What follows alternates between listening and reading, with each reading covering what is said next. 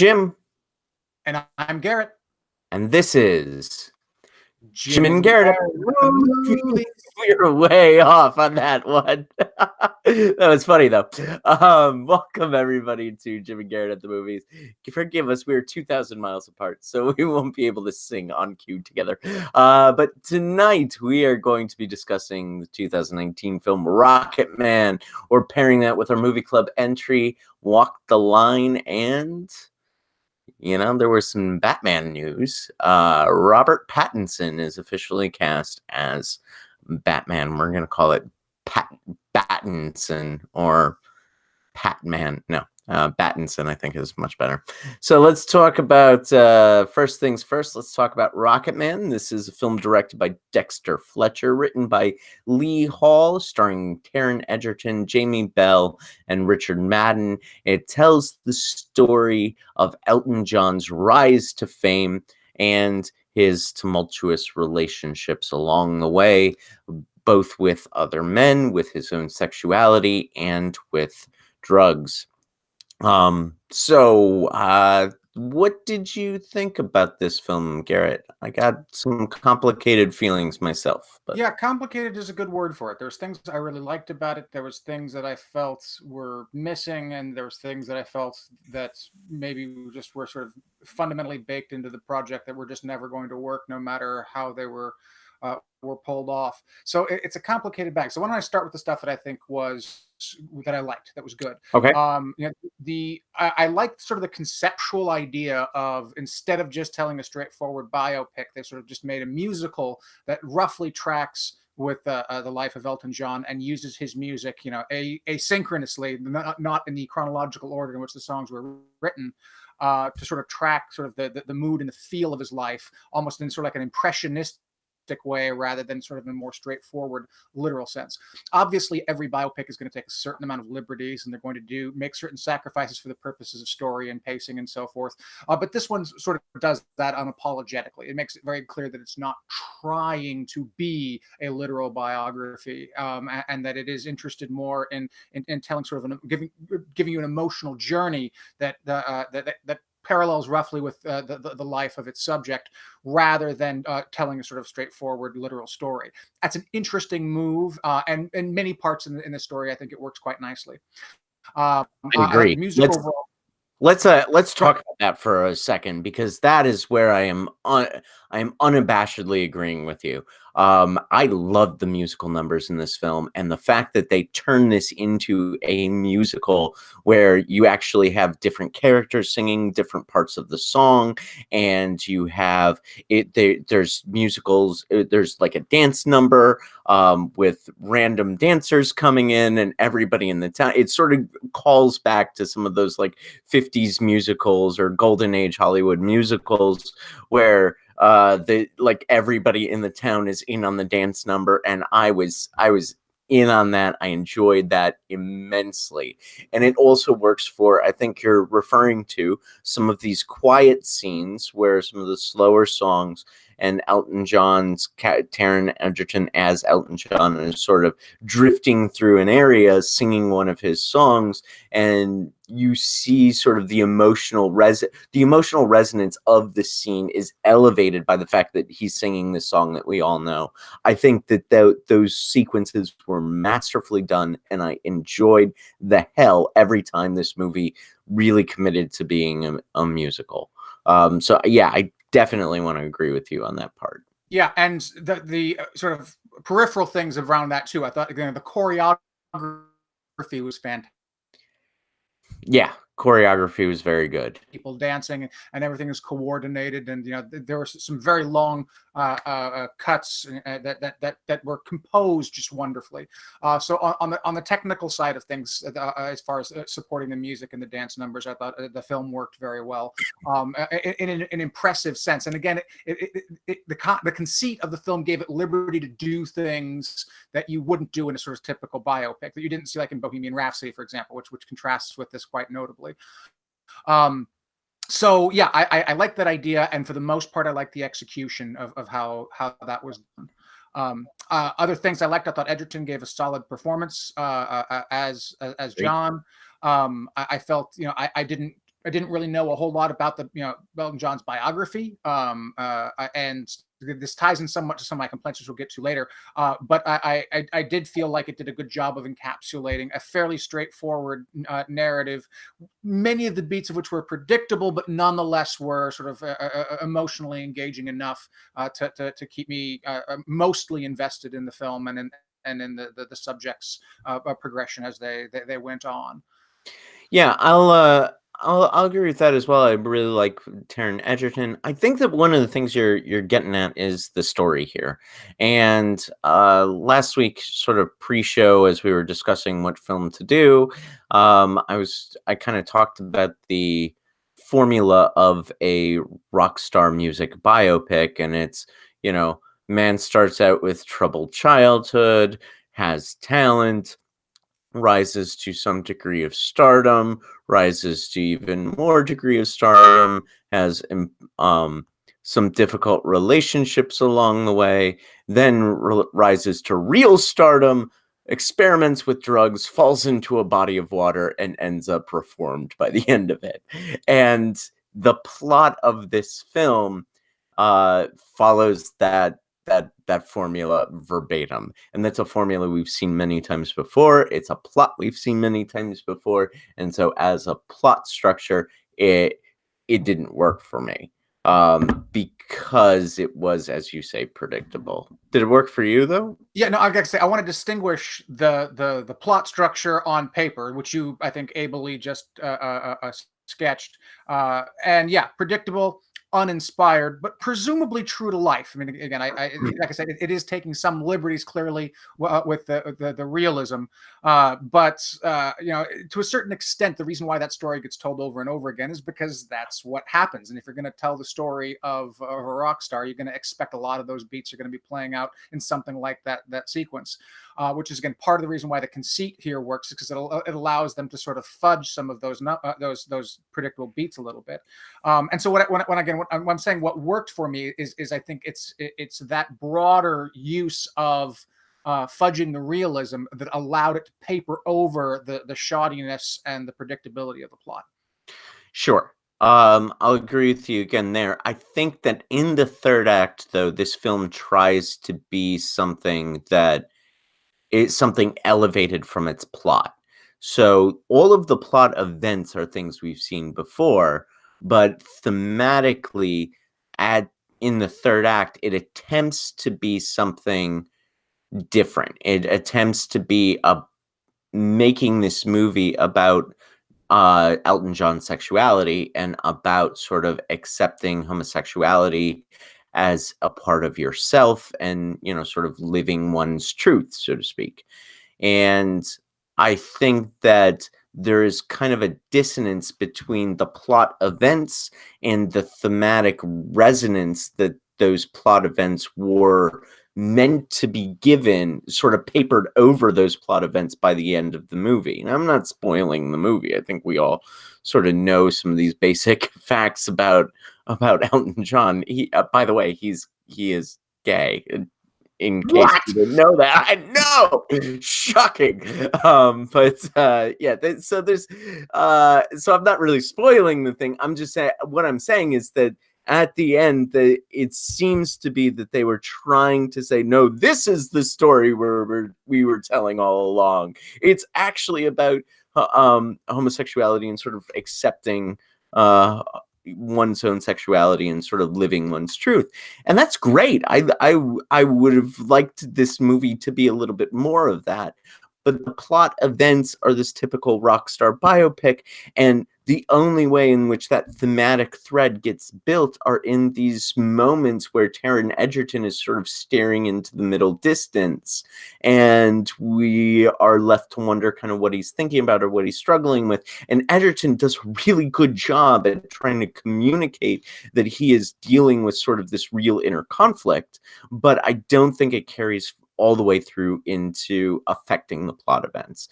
Mhm. Does that make sense? Yes, it does, and I think I can sort of segue from that into what in the other sort of again, complex things I have about it. I suppose at this point it might make sense to say that again I wouldn't consider myself an Elton John fan. You and I saw him together in concert at Bonnaroo a few years back. It was a good performance, and obviously he, a lot of his classic songs I like. I have no antipathy towards him. I don't dislike him at all. But I realized sort of going into this movie that I could literally only name one Elton John album, even though he's got a very large back catalog. I could name several songs, but only one of his albums.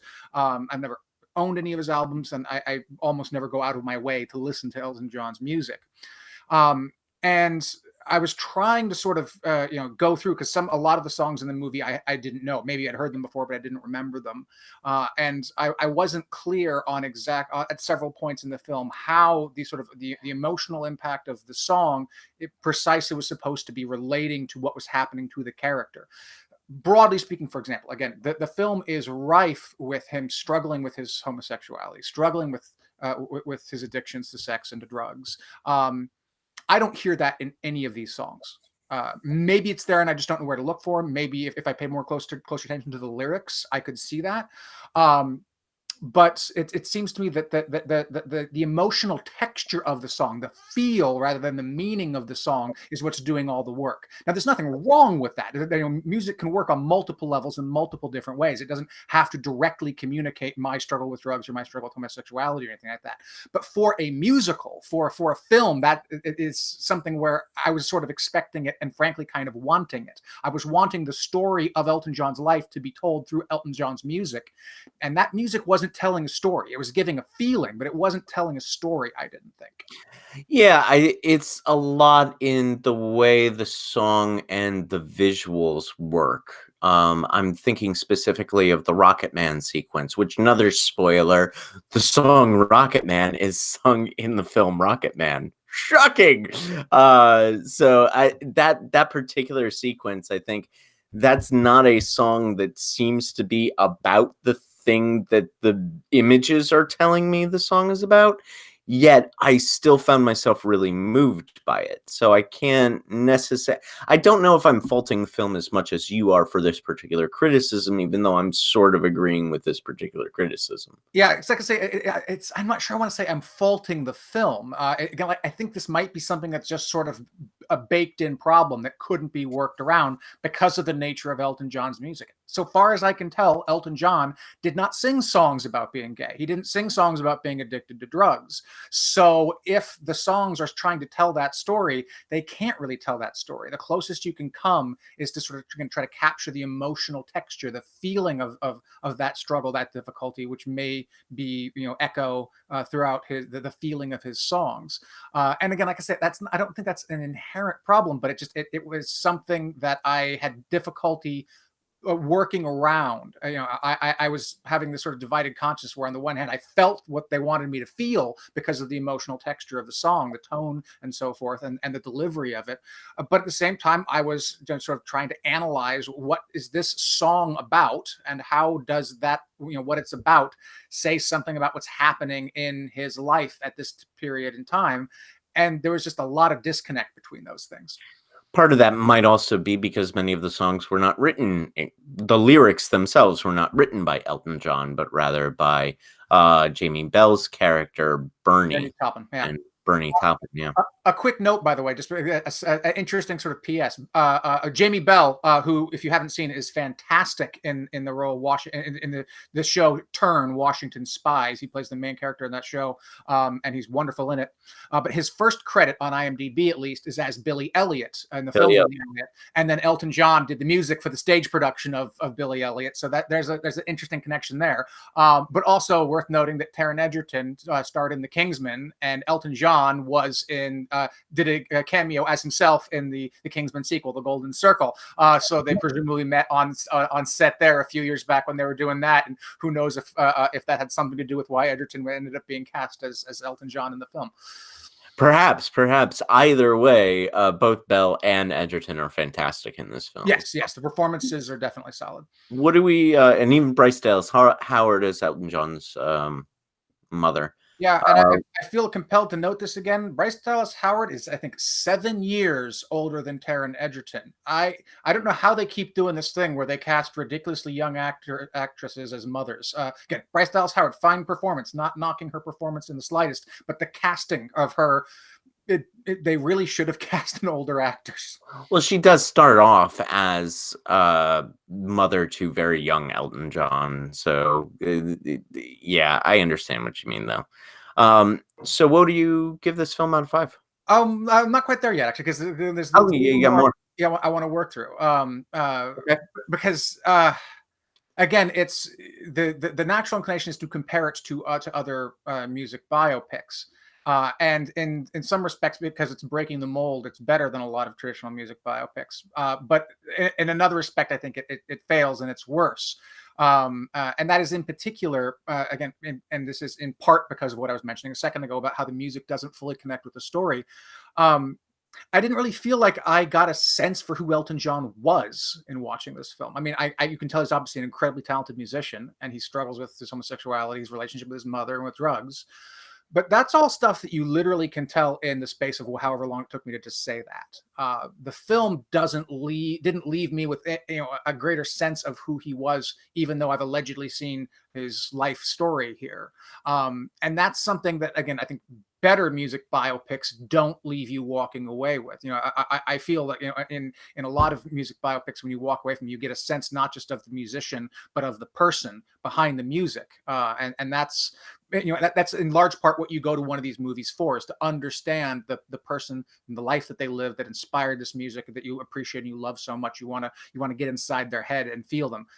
In spite of the excellent performances, in spite of the incredible choreography and the music numbers, it all psychologically it felt very shallow. I did not feel Hmm. there was a whole lot of depth going on beyond the obvious struggles.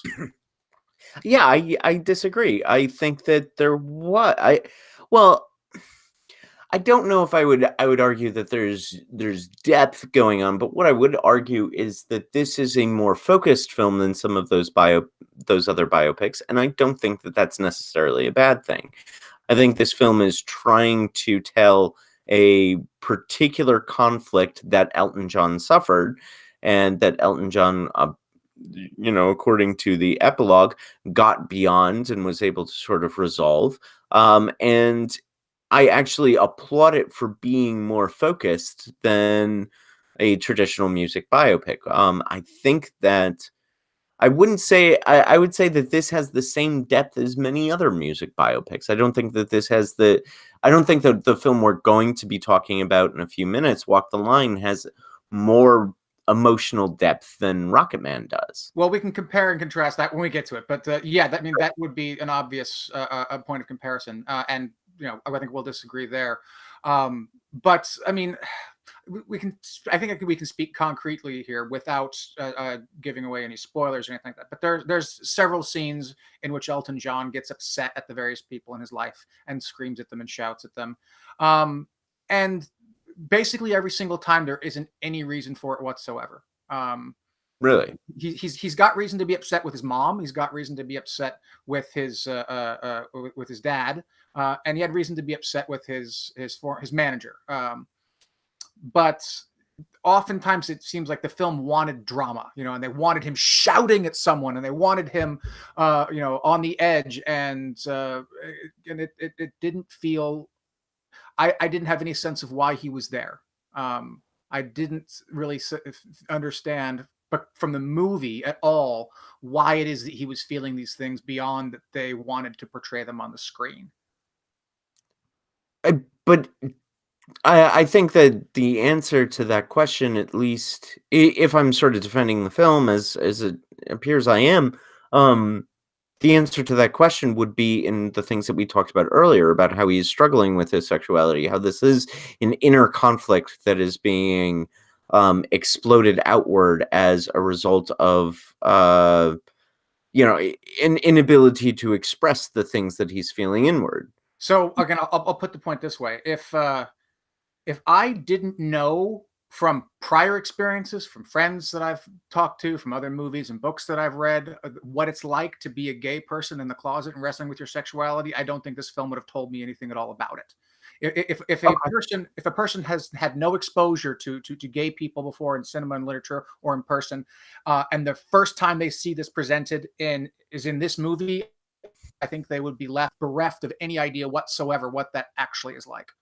I wouldn't go that far. I would say that perhaps it doesn't explore it in the same degree of depth that other films do. I'm thinking of My Beautiful Laundrette. I'm thinking of um, Colin Firth, Simple Man or Single Man or something like that. I believe, yeah, if I'm recalling correctly. I haven't seen that film in a while. I probably shouldn't have gone directly to that one. Yeah, I will say I will agree with you to a point, but not. I don't think to the degree that you that criticism that you're leveling that criticism. I mean, but again, so this again brings back to the earlier point that was, like I said, was sort of a mixed point. I think that music could convey that, but Elton John's music doesn't. Elton Okay. John's music, again, so far as I can, because as I grasp it, does not wrestle with those things. So to use the emotions from his music to try to tell the story of him wrestling with his sexuality, again, it disconnects. It doesn't work because that's not what his music is about, and that's not what his music does. Hmm. Again, I correct think, yeah. qualifications here. I could be wrong. I'm no scholar, I'm no expert. If people want to point to where his music tackles with this, I would love to be corrected on this. I'm just giving you my impression of his music as I've heard it in the films I've seen it. Well, I think that the music that's used in the movie themes. I mean, a Tiny Dancer is not necessarily about struggling with one's sexuality. And yet it is used in a scene where he seems to be struggling with his sexuality and jealousy. And yeah, so I can agree with you to a point. I do think that this film does have something to say about struggling with sexuality, although I would agree with you to the point that it's not the Bible of, oh, this is the quintessential movie about struggling with Well, sexuality. quintessential is obviously setting the bar too high. But I mean, okay, a quick comparison to a film we've reviewed previously. I think Bohemian Rhapsody handles this side story better. Oh, I completely disagree with that. I think Bohemian Rhapsody is sort of, uh, there's very little in Bohemian Rhapsody that's directly about sexuality. I always thought that Bohemian Rhapsody is kind of scared to make Freddie Mercury really Freddie Mercury in Bohemian Rhapsody.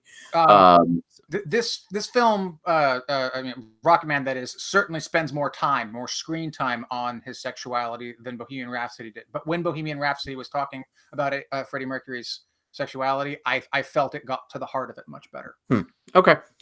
So what would you? Are we ready to give it out of 5?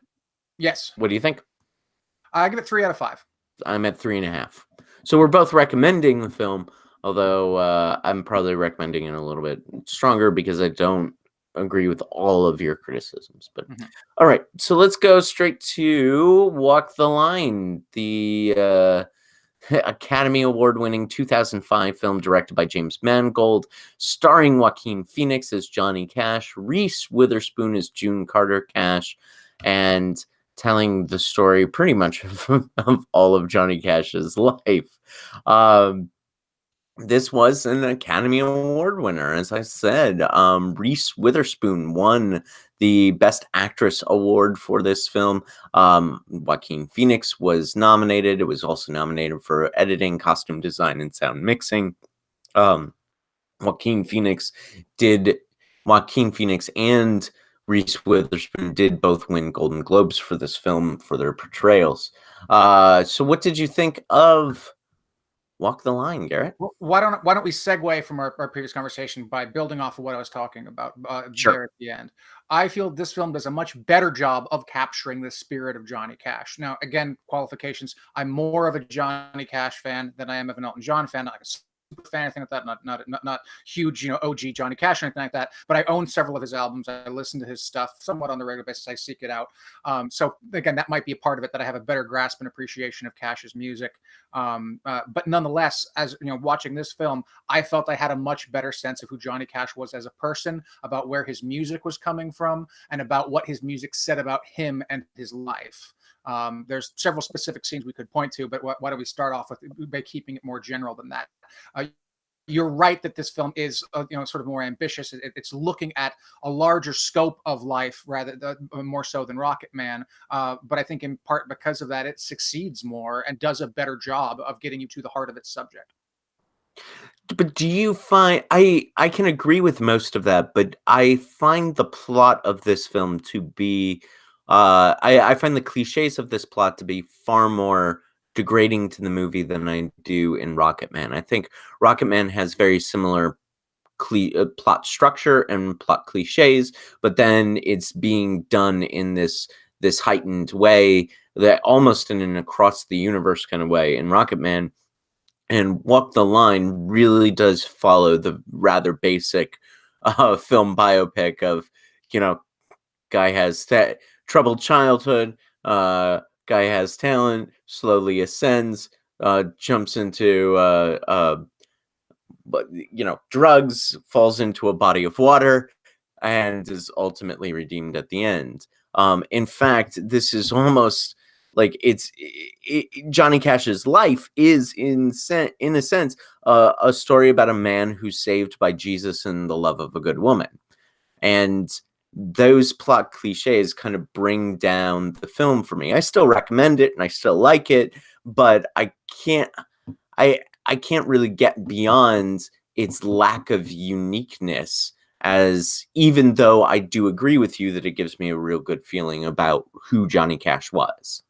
It is worth noting, at least somewhat, that this film was a little bit earlier in the music biopic boom, that made some of these cliches quite a little trying. It's not the first film of its kind, of course, but I think if I saw this film for the first time today, after having seen all the other movies in the 14 years since it came out, that follow that similar blueprint, maybe I wouldn't have found it as endearing. But having come a little bit earlier and beaten several of its predecessors to the punch on that basic plot structure, it didn't bother me quite as much then. Yeah, it does me, but that's just I don't know. Maybe it was because I'd seen The Doors previous to this, and I think Walk Hard, the Dewey Cox story, which is of course kind of making fun of all of these, that ended up coming out 2 years after Johnny Cash's film Walk the Line. I still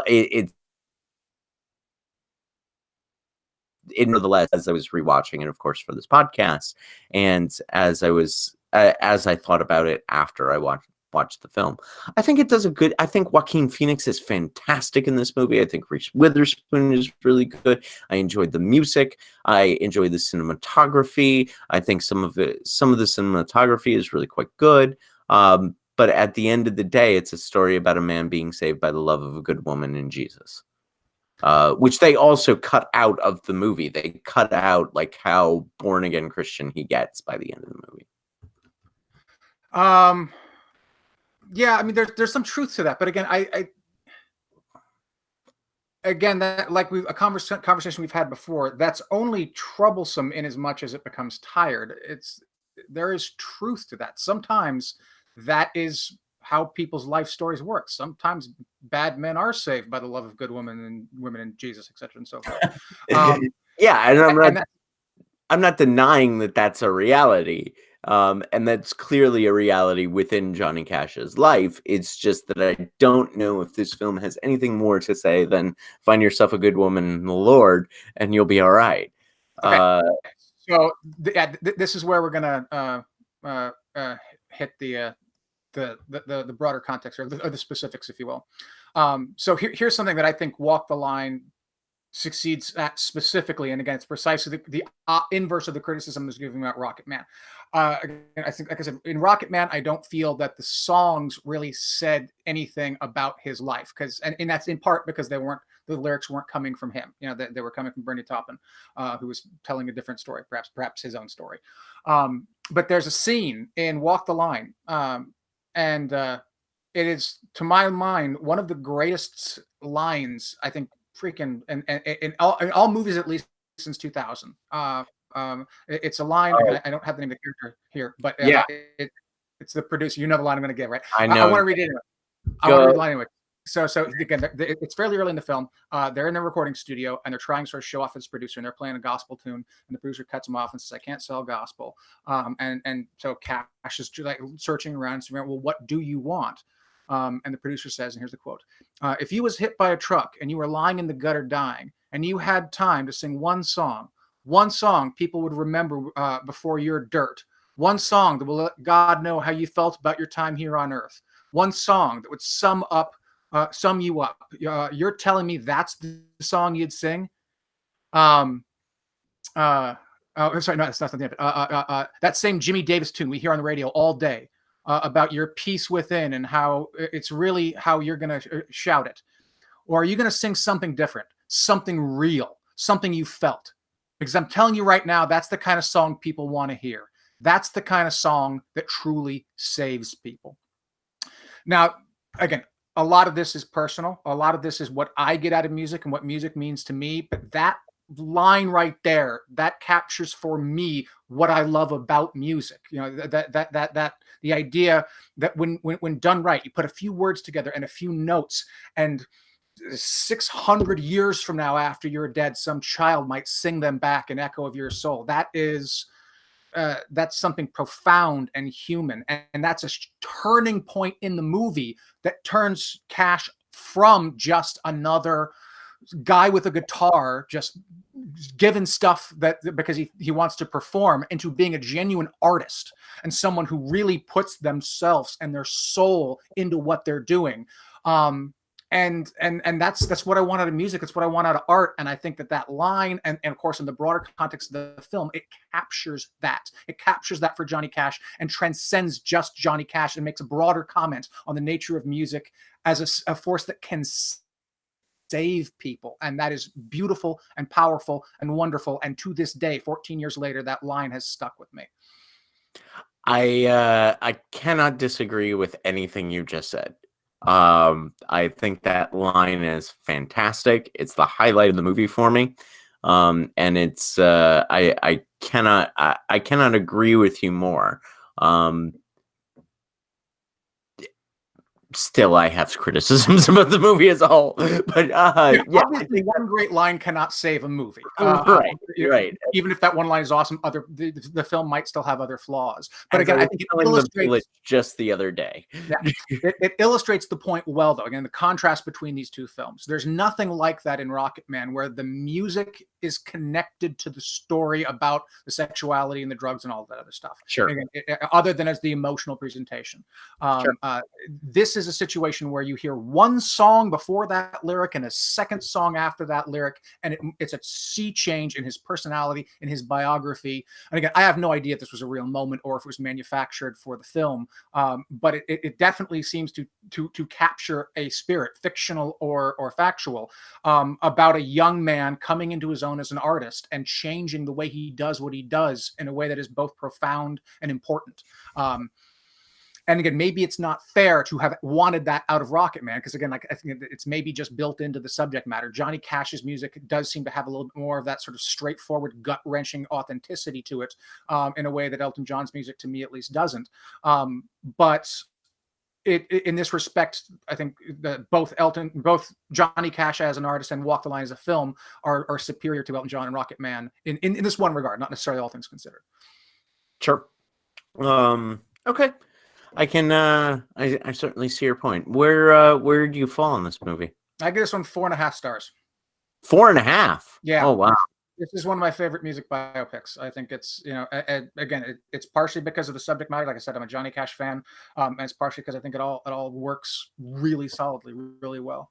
I'm at 3. This is a real difference between you and I. I mean, we're both recommending the movie, but well, you might be able to talk me down to 4. I mean, again, I don't want to talk you down from 4.5. I don't want to talk you out of liking something. Well, the only criticism I've heard so far is that it follows the sort of many of the stock standard cliches. And, yes. And again, while there's certainly some truth to that, like I think that's mitigated somewhat by the fact that it is earlier in the tradition here, so that hurts less. I mean, it's after Ray, it's after The Doors, it's after quite a few other rock music biopics. I probably have to, do a little bit more research before I can get all this get all this together. But yeah, it's certainly after other music biopics that were following the very same cliches. So I, I by the time I saw this, I was recognizing where it was going. And it wasn't doing that's why it didn't do much for me. But I'm not gonna talk you I'm definitely not gonna talk you out of liking something. I think the only time I tried to do that was with Captain Marvel. But all right, so let's move on to the new news out of the day. Um, this is newest Batman casting. We have a new Batman, and it is Robert Pattinson. This struck many people by somewhat of a surprise. A lot of people are skeptical about Pattinson's ability to play Batman and his appropriateness for the role. There are some Heath Ledger comparisons where people are saying naysayers should shut the hell up. However, I have a different point of view on this. I am unapologetically, unabashedly for this news. I think Robert Pattinson is going to do an excellent job. I trust Matt Reeves. And I think that Robert Pattinson is a really good choice for Batman. Not just a weird choice, not just a interesting choice, not just stunt casting. I think that put me in the room with the number of people who are eligible to be playing a Batman of his age, and I would definitely choose, among others, Robert Pattinson would be on my short list. I think he is a fantastic actor after post Twilight. And if anybody has any question about that, see the movie Good Time. He is amazing in that movie. It is a transformative role. He's also good in a bad movie, Damsel. He's good in his post Twilight career has been really good. So I am all for this casting. Garrett, what do you think? I've heard several people make basically that argument that Pattinson has spent the last 10 years of his career trying to buy back indie cred by starring in art house films, smaller films, to get away from and shed the baggage from Twilight, which, I can certainly understand. I mean, if you do want to get away from that, if you don't want to be sort of typecast into that role, which I can certainly understand not wanting, um, it makes sense that he would take that arc. And if again, I don't know have any insight into his psychology, but if, as some people have speculated, that this has been a sort of strategic career strategy, so he could eventually buy his way back into something like the Batman. By building this sort of credibility, then I'd say it seems like a pretty good strategy, and it seems to be paying off. But I'm sitting here and I'm looking at his IMDb page, and it's occurring to me that I don't think I've actually seen a single film he's been in other than Harry Potter and the Goblet of Fire. I certainly didn't watch any of the Twilight films, although I watched enough of them, I think, to scenes here and there to get the flavor for it. But I also haven't seen anything in his previous his post Twilight career, so I don't I can't really have an opinion one way or the other about about either his ability as an actor or in general, or his suitability for the role of the Batman. My only basic complaint here is it's got nothing to do with Matt Reeves or with Robert Pattinson. It's just that I think we really need to give Batman a rest for a while. It feels like the whole thing has just been beaten to death. I feel so oversaturated with all the different Batmen and the DCEU writ large. This film might be really good. Again, I do like Matt Reeves' stuff, and if he thinks Robert Pattinson is right, I'm willing to trust him on that. But I wish he would wait a few years at least to get this bad, terrible aftertaste of just the collapsing DCEU out of my psychological mouth, because I have a strong feeling that when I go see this movie, and I very likely will go see this movie, I'm going to be thinking about all the baggage it's carrying with, all the very long shadow that Ben Affleck is going to be casting over this.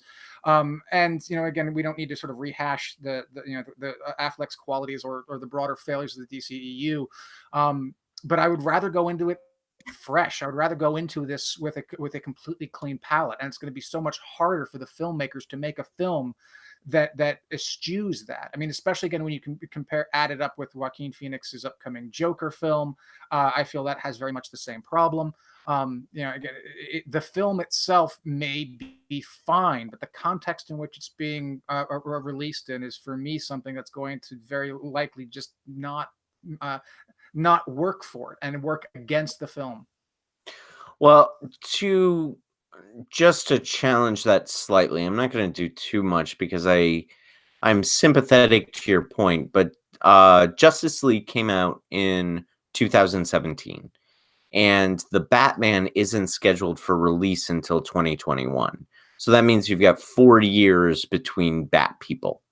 Now, of course, you do have Gotham that's running on the CW, I believe, and you've got with Batwoman, and you've got the Joaquin Phoenix Joker movie, and you've got other DCEU superhero films that are going to come out between now and then. And you've got Aquaman running around, blah blah blah blah blah. But between actual portrayals Bat of Batman and Bruce Wayne, you're going to have a total of 4 years. And Justice League wasn't even really a Batman movie. Neither was Batman and Superman, really.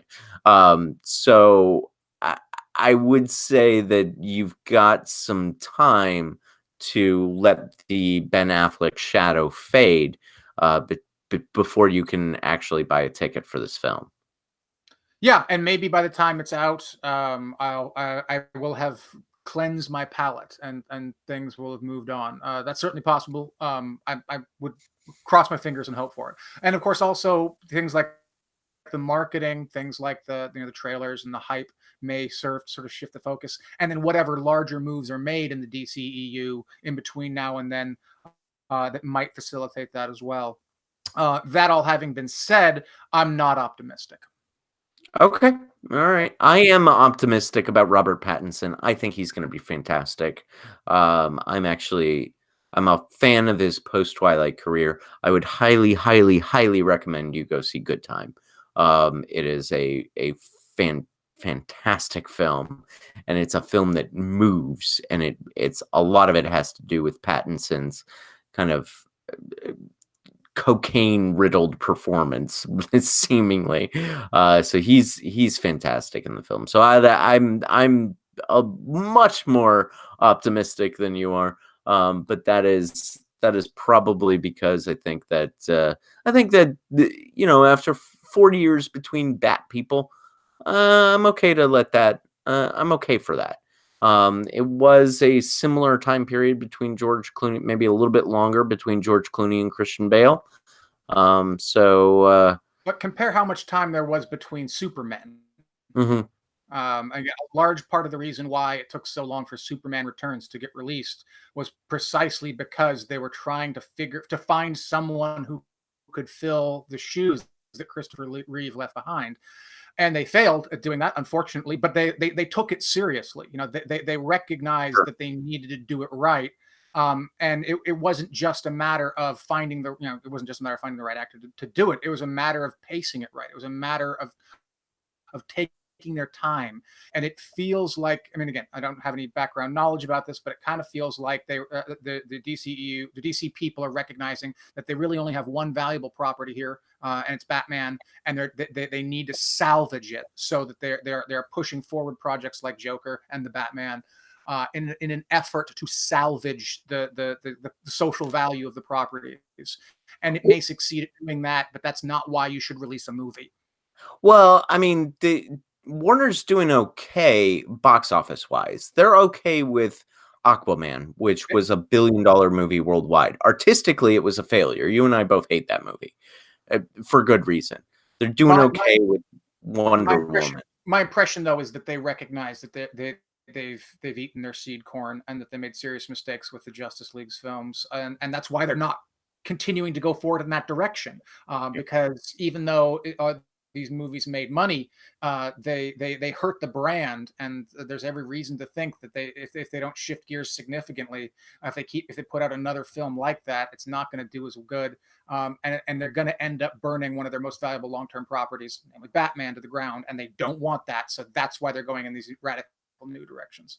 Yeah, there's a new executive in charge post Justice League. I believe his name is Walter Amata. He's working to sort of rebrand the DCEU and working on some of these solo films as more and doing less in a way of aping Marvel, I think. Yeah, and from a purely business point of view, that's the right move to make. Were I in his shoes, if I had his job, I would probably be doing something similar. But from an artistic point of view, again, you really got to hope that that Matt Reeves and other people who are working on these projects aren't doing it just because they're having money thrown at them, but that they genuinely have an idea, a story they want to tell, a novel, fresh take that they've wanted to do for a while but haven't had the chance, and now they do. And you also have to hope, of course, that all the other random variables that can make or break a movie fall into place in the right way. Well, we will see in 2 years. All right. So that's our show today. Let's talk about next week. Next week, we will be talking about Dark Phoenix. We are obviously going to talk about that movie, which I am not optimistic for. But we will be doing a little bit of different. We're going to compare and contrast the same story. So we will be talking about Dark Phoenix, and we will be both biting the bullet and rewatching X-Men The Last Stand X3, Brett Ratner's film. So we'll get to compare and contrast two tellings of the Phoenix saga next week. So until then, I'm Jim. And I'm Garrett. And this is Jim and Jim and Garrett Garrett at the Movie. movies. Good night.